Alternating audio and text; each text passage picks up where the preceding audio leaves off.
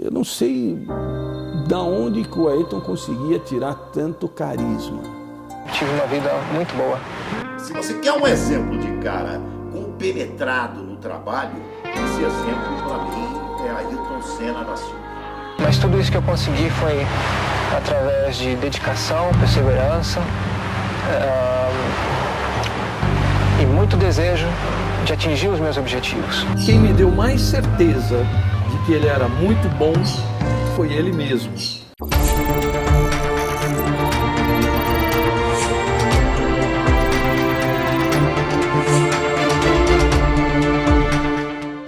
Mais ou menos em 76, 77, o Ayrton já era um destaque aqui no kartódromo. Ele corria de kart e o desempenho dele era fantástico.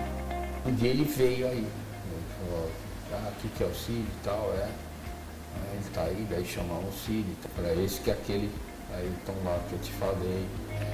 Foi muito curiosa a forma como eu conheci o Ayrton Senna, que ele estava correndo na Fórmula Ford 2000, era o segundo ano dele de automobilismo na Europa, era a Alemanha, Hockenheim, e eu estava num hotel chamado Alt Heidelberg e ele estava num hotel muito próximo. Quando eu comecei a conhecer mesmo e viajar com ele, dividir mesas de jantar, de almoço com ele, acompanhar mesmo aqui em São Paulo e fora, falei, nossa, esse cara é campeão do mundo, ele sabe que ele vai ser campeão do mundo e vai ser muito rapidamente. Eu fiquei impressionado com isso. Nós tínhamos nos encontrado sem querer em Wimbledon. Ele até falou, nossa, você está fazendo aqui? Enfim, vou ficar aqui um tempo, estudar inglês, ficar aqui. Daí, um ano e meio depois disso, quando ele estava procurando alguém para viajar com ele, os jornalistas que trabalhavam com ele aqui, na assessoria de imprensa, me recomendaram e ele me conhecia. Então ele me ligou e me ofereceu um emprego. O Ayrton, a partir do instante que ele pisava dentro do autódromo, o mundo dele passava a ser aquela pista, aquele carro, os engenheiros, os mecânicos. O talento do piloto aparece mais conforme o grau de dificuldade aumenta, né? Numa pista escorregadia, uma pista cheia de areia, cheia de óleo, a pista mais difícil é onde o talento aparece. Toda vez que chovia, se estivesse fazendo o que ele estivesse fazendo no momento, ele pegava, chamava o pai dele, pegava o kart, ia para Interlagos e ficava andando. Acabava a gasolina, botava a gasolina e ficava andando.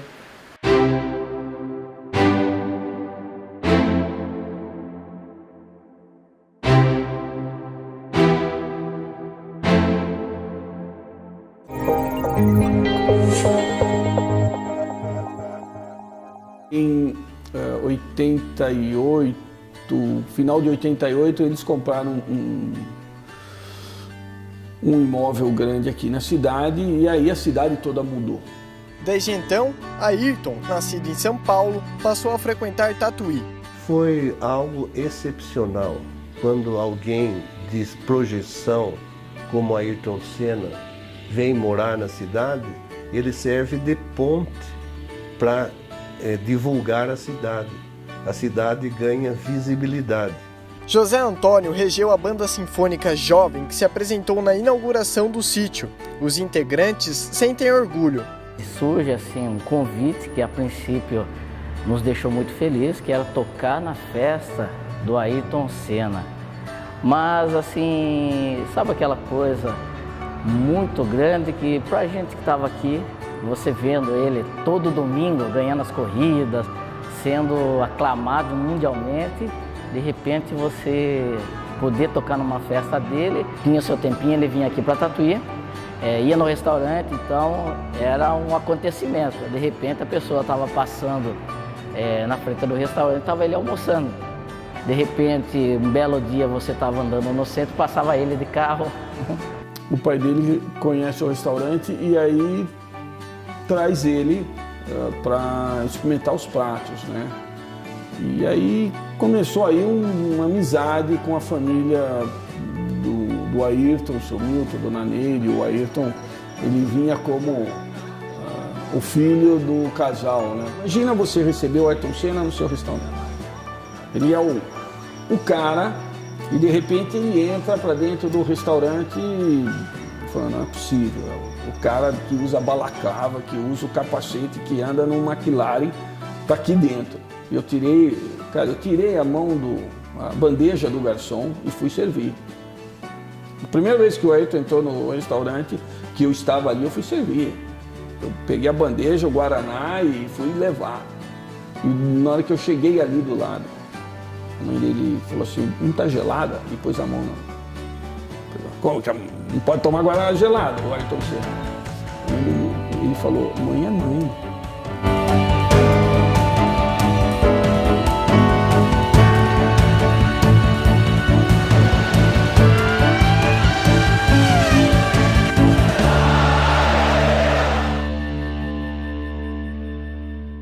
Em 1990, ele começa a agir um pouquinho diferente.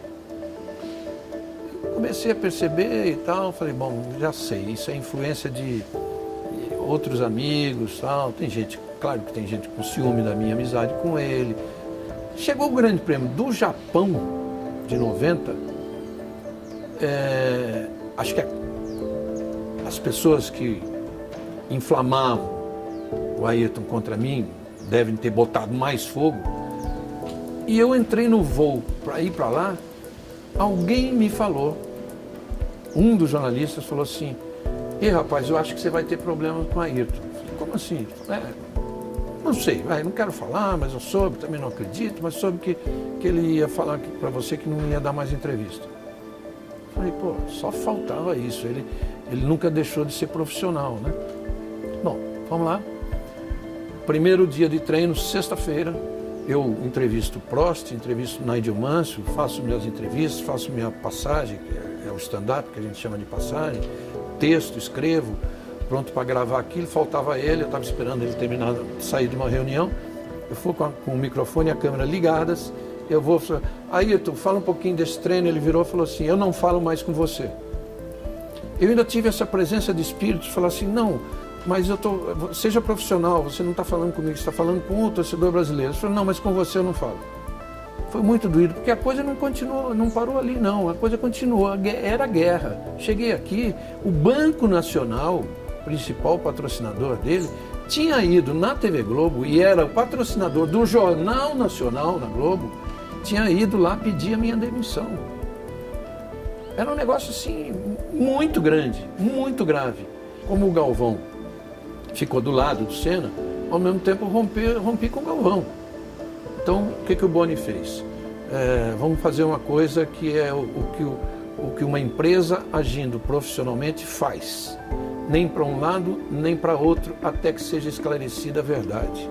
Então, falou, Reginaldo e Galvão, vocês estão fora do ar, já tinha acabado o campeonato. Vocês estão fora do ar até segundo aviso. Mas o que esse grupo quis fazer, que era me expulsar da Globo, acabou me promovendo. Olha o que é o destino, olha o que é Deus. Na França, em 92, em julho, ele mandou uma pessoa me chamar para ir no motorhome da McLaren. Aí eu fui lá e ele me disse o seguinte, olha, eu percebo desde a nossa briga, desde a nossa desavença, eu percebo que em todas as entrevistas você fica perto, fica ouvindo, mas não chega. Até elogio essa atitude sua e tal, mas queria te dizer que vamos encerrar tudo daqui por diante. Daqui por diante, tudo que você precisar, não precisa nem estar junto com o grupo. Bate na porta aqui da McLaren que eu vou te atender, vamos falar. Acabou o assunto, acabou o assunto. Foi assim, 92. Quer dizer, olha só, durou 1 ano e meio essa amizade reatada, que não mais foi a mesma. Eu acho que seria. Na época eles ficavam passando a corrida inteirinha nos monitores de dentro e você via tudo de novo. Começa a aparecer as imagens quando o Ayrton chega atrás para ultrapassar o Ed Irvine, retardatário numa volta, retardatário 2 voltas. As 2 vezes o Ed Irvine resolveu que ia brigar por posição com o líder o Ayrton possesso. E eu tinha literalmente acabado de passar ali na frente e ouvido o Ed Irvine falar. E não, se ele quisesse. Alguém perguntou, como é que você briga de posição com o cara, né? Uma coisa qualquer. Ele falou, claro, se ele é mais rápido do que eu, por que ele não me passou? Ele me passasse, chega e falar assim, enfim. Eu tô sentado com o Giorgio Stanelli falando isso, os dois morrendo de rir. E aí eu falei assim, você acredita que eu contei com o imbecil ali? Ele falou isso, eu tô falando isso, o Ayrton entrou, exatamente nessa hora. Aí ele vira pra mim e falou, ele falou o quê? Putz, daí eu falei, não, então, brincando, pois é, o cara é um retardado. Ele foi e disse que fiz, né? Se você tava mais rápido, você devia ter passado. Não temos de terminar a frase, o Ayrton sai correndo, mal bate-boca, e o Ayrton partiu pra cima e meteu a mão na cara dele.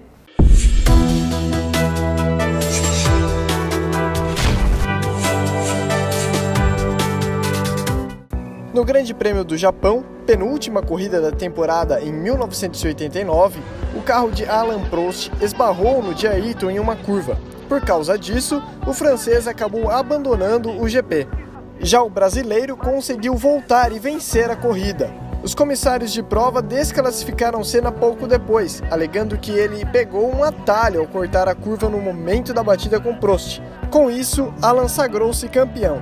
Na mesma pista, no ano seguinte, Prost precisava vencer a corrida para levar o título mundial. Senna, que liderava o campeonato, se vingou do rival de maneira parecida, batendo no carro do francês na primeira curva, que obrigou ambos a abandonarem.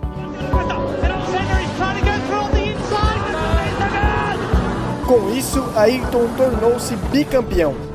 Não se gostava mesmo, Ayrton odiava ele, mais do que o Piquet, mais do que todos os outros. De todas as rivalidades que eu vi na Fórmula 1, rivalidades entre companheiros de equipes, essa é disparada a maior. Ele nunca falou diretamente Prost, entendeu, cara? Nunca falou Prost, mas assim, a briga não era contra o Prost, a briga era contra a política da Fórmula 1, das pessoas que tinham um foco. Imagina, cara, que você tem dono da Fórmula 1, você criou a Fórmula 1, você é o Bernie Eccleston, você é o Balestre, que é o presidente da FIA, e o seu escolhido é o Prost. E fica claro, tudo que você vê, quem era o escolhido da Fórmula 1 era o Prost. Passa o tempo, você vai analisando, hoje eu te garanto, na posição dele, faria o mesmo. Não tenha dúvida nenhuma, porque a forma como foi feito no ano anterior, assim, foi de uma deslealdade total, foi proposital, né? Então agora, ele só deu o troco, ele revidou de uma forma menos feia que a do Prost. Ele devia deter e ter em torno dele muito interesse. O Senna vai lá e atrapalha tudo. Hoje você vê com muita clareza isso, porque teve a questão dos acidentes que tiraram, que deram o título para o Prost, mas tiraram do Senna. Toda essa questão do carro que o Prost pilotou, o Williams que ele pilotou e ganhou um título, e na hora do Senna os caras tiram a suspensão ativa. O foco... O Prost era a pessoa que aparece, mas o Prost era uma das pessoas que eram contra o Ayrton, entendeu? Então, a rivalidade ele resolvia na pista como resolveu, mas a briga em si não era só o Prost, era aquela turma, aquele pessoal que ele não se enquadrou. Todo aquele final de semana terrível de Imola, todo aquele clima, eu acredito muito em energia, toda aquela energia era uma energia pesada. Já começou com o peso do acidente do Rubinho. Na sexta-feira, no acidente do Rubinho, tem uma entrevista e a pergunta que eu fiz a ele acabou repercutindo em jornais da época. Ayrton, os carros com os pneus mais estreitos, que era na época, sem controle de tração, os carros com os motores cada vez mais potentes, a morte não está cada vez mais próxima da Fórmula 1? Eu perguntei isso a ele na sexta-feira, no dia do acidente do Rio. A resposta dele foi: isso aqui é um esporte de risco. Depois, a energia foi terrível com a morte do Roland Ratzenberger. Depois no domingo já tivemos a largada, com um acidente na largada. Eu apagaria aquele final de semana de Imola, mas sem pestanejar. Na noite do sábado, os pais deles estavam jantando no restaurante. E a dona Neide, ela contou que ela pediu para o Ayrton não correr. Né? Porque tinha sido um final de semana tão difícil, uma sexta e um sábado tão feio, tão trágico, com o acidente do Rubens e com a morte do Ratzenberger. Quer dizer, era uma coisa fora do padrão. Senna, bateu na Tamborello, Ayrton, fora da prova o brasileiro Ayrton Senna, bola batida muito feia, tomara que não tenhamos nada de mais grave. Deu para sentir na hora a gravidade. Porque o Ayrton não tem essa história o Ayrton era o cara que ia pra guerra, entendeu? A hora que você percebeu, o que a gente percebeu ali, que ele não se mexia, aquela mexida da cabeça ali, que foi o último movimento dele ali, foi o movimento final, talvez o último suspiro ali, né? O Galvão estava muito abalado. Eu botava a mão no joelho dele para controlar, para levar a corrida até o fim. Mas é assim, ele suando, passando aquela toalha no rosto o tempo todo, ele mal conseguia falar. Saiu 3 vezes da cabine. Teve uma delas que eu fiquei acho que uns 10 minutos falando sozinho ali. E terminado, qual é a consciência que eu tinha? Que era muito grave. Lute, Ayrton. Lute muito como você sempre lutou na pista. Seja bravo, como você sempre foi. Que Deus esteja contigo. Eu fiquei narrando a corrida até o final, saí de lá e fui direto para o Hospital Maggiore para continuar a minha cobertura jornalística. Quando eu cheguei, encontrei a doutora Maria Tereza Fiandri. A doutora Maria Tereza Fiandri foi a médica que atendeu o Ayrton Senna no Hospital Maggiore em Bolonha. A doutora Maria Tereza, eu consegui subir na porta da UTI, onde estava sendo atendido o Ayrton Senna. A doutora Tereza, ela usou as seguintes palavras: "Io non capisco niente, o ragazzo è distrutto." O rapaz está destruído.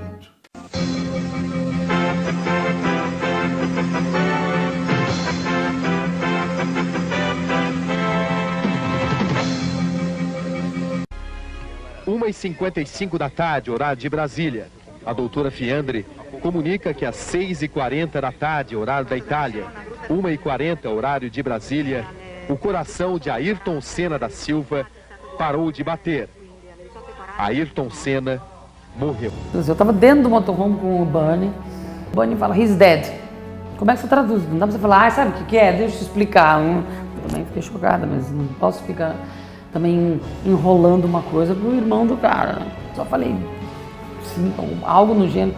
Sinto muito, mas ele disse que ele tá morto. Depois você vai pensando, você fica muito chocada virou um evento a morte do cara, né? Aconteceu toda aquela história de levar o caixão para Paris, né, num avião da Força Aérea Italiana, levou para Paris. Nós embarcamos num voo normal em Bolonha para Paris. Em Paris, o gerente da Varig em Paris era um grande amigo meu, Flávio Carvalho, um amigo meu, pessoal.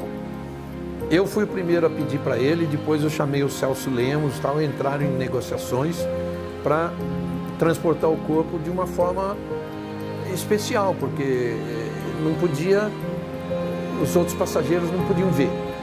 O avião ficou parado ali em Paris mais de 1 hora, retiraram todos os assentos, metade dos assentos da classe executiva, retiraram todos os passageiros que estavam ocupando a classe executiva e botaram eles na primeira classe, acomodaram eles na primeira classe. Na classe executiva ficaram apenas os assentos para nós, né? Eu, a Betise, o Galvão, o Berger, o Joseph Leber, que era o massagista, fisioterapeuta do Ayrton, o Celso Lemos, algumas outras pessoas, e atrás de nós o corpo, no caixão,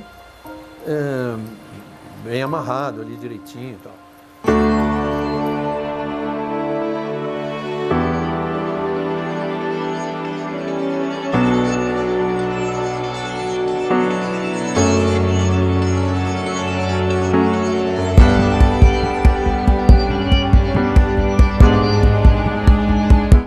foi embora.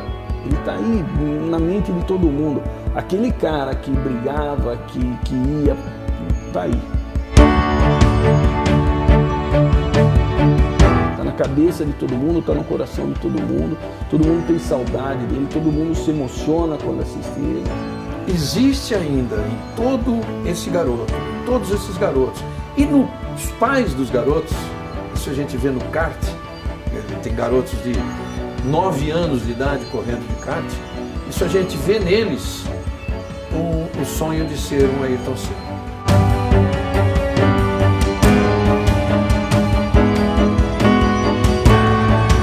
O Instituto Ayrton Senna começou, na verdade, com ele em vida ainda. O Ayrton Senna sempre ajudou pontualmente, né, crianças e jovens, instituições. Ele sempre quis ajudar o país de alguma forma, né? E uma conversa com a Viviane Senna, que é a nossa presidente do Instituto Ayrton Senna, irmã do Ayrton Senna, ele, na verdade, ficou pensando como é que ele poderia ajudar de uma forma mais organizada. E no começo de 90, no finalzinho, na verdade, de 93 para o comecinho de 94, e eles ficaram de ter uma segunda conversa após, na verdade, o campeonato ali que se iniciava. Infelizmente, em maio, veio o acidente, mas a Viviane ficou com aquilo na cabeça de realmente dar continuidade àquela vontade dele de fazer alguma coisa pelo país. E naquele mesmo ano, em novembro daquele ano, a Viviane fundou o Instituto Ayrton Senna, focado realmente em educação. A McLaren está na nossa recepção, uma McLaren original, foi um carro que mostra muito para mim e para todo mundo ali a superação, a vontade do Ayrton de ganhar. Porque foi uma aposta que ele fez, né, que se ele ganhasse aquela corrida, ele ficaria com o carro. E ninguém acreditava muito, porque o carro na época não estava bom, ele conseguiu vencer. Então acho que aquele é um item realmente que a família pensou com carinho de deixar para todo mundo, para causar esse impacto, para trazer essa saudade para quem vem aqui no Instituto. Essa é uma luva que o Ayrton usou em 88, a gente tem várias luvas dele. Na verdade, uma delas pra gente tem um carinho, agora acho que vocês estão falando de que a gente tem um carinho grande, que na verdade a dona Neide, mãe do Ayrton, costurava as luvas dele depois, porque ele realmente queria usar até gastar mesmo o item. E na verdade a gente só tem essas luvas aqui com a gente, porque o seu Milton, pai do Ayrton, pegava todas as luvas. Quando acabava uma corrida, em muitos momentos, ele pegava e deixava a luva no chão, ou até jogava no lixo. E o seu Milton ia lá correndo atrás e pegava o item para guardar. Então, a gente tem esses itens porque o pai realmente do Ayrton conseguiu guardar aí pra gente esses itens. Então aqui, ó, tem todas as marcas, é muito legal mostrar isso pra vocês. Já em 78, ele já começou a ir correr fora, de kart fora, contratado por equipes lá fora. Aí resolveu, ela queria fazer uma pintura que mostrasse algo da nacionalidade dele. Aí foi feita uma pintura azul, verde, amarelo e aqui em cima tudo branco. Quando ele voltou, ele chegou e já ligou, falou, ó, eu quero ficar com essa pintura para mim. Eu acho que só a educação é que pode mudar o mundo mesmo, né? E o Instituto, ele tem realmente essa frente e acredita muito nisso, né? Então, o Instituto tenta, junto com os municípios e os estados, né, com a rede municipal e rede estadual, reverter essa situação da educação. Nós estamos com um polo, na verdade, e Tatuí faz parte dele. Desses 3 municípios onde Tatuí está fazendo parte, nós estamos com 5.500 alunos, apenas com o programa de gestão da alfabetização. A gente pretende agora, o ano que vem, através de uma conversa, de um diagnóstico, ver o que o município necessita dentro de outras soluções educacionais. São 20 anos e 23 anos que o cara foi. Não aconteceu mais nada. Não teve uma pessoa capaz de colocar o país de novo no mesmo nível de reconhecimento. Em 1994, antes do acidente fatal, Ayrton Senna assinou um contrato com a equipe Ferrari, onde planejava se aposentar. O assunto foi contado ao comentarista Reginaldo Leme, pelo presidente da escuderia, Luca Cordeiro de Montezemolo. Vocês sabem, né, que eu tinha um contrato assinado com ele. Quando eu assinei o contrato com ele, ele falou para mim, eu vou correr na Williams 2 ou 3 anos, no mínimo 2, para ganhar 2 campeonatos, 2 anos. Vou correr na Williams 2 anos para ganhar 2 campeonatos e aí venho para a Ferrari até encerrar a carreira. Ele, Luca de Montezemolo, contou isso, que era firmado. Eu teria voltado já a ser o grande amigo da vida dele, mais do que todos. Tem amigos de infância, então eu quero respeitar esses amigos. Mais do que todos com quem ele conviveu na vida profissional. E na minha frente, a primeira coisa que eu ia dizer para ele, cara, o que é que você fez comigo? Por que você fez? Faz um relato de tudo aquilo que aconteceu, que te levou a fazer aquilo comigo. A morte de Ayrton Senna deixou milhões de brasileiros aos prantos, com o coração apertado e o grito de "é campeão" entalado na garganta. Os fãs, em poucos gestos, procuravam encontrar o ídolo que ia ao limite para levar a nossa bandeira ao ponto mais alto do pódio, mostrando a todos que é possível vencer, independente das dificuldades. Por alguns anos ainda, naquelas manhãs de domingo, os brasileiros olhavam para a TV em busca de frases que estavam sempre acostumados a ouvir, tais como "aí vem Ayrton Senna, na ponta dos dedos, Ayrton, Ayrton, Ayrton Senna do Brasil". Ayrton Senna da Silva descansou, saiu de cena deixando para este país o seu legado de histórias e memórias.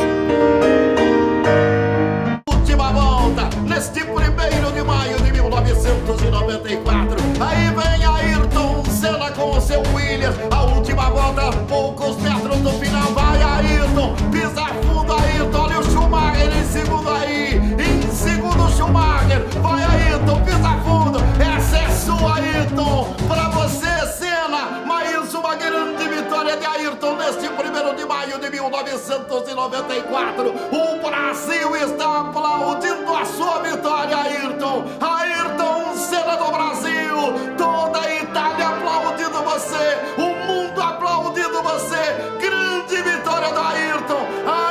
Ayrton Senna da Williams. Grande vencedor do Grande Prêmio de San Marino aqui em Imola. Neste 1º de maio de 94, Ayrton Senna ganha mais uma Grande Prêmio de San Marino. Quem venceu foi Ayrton Senna do Brasil.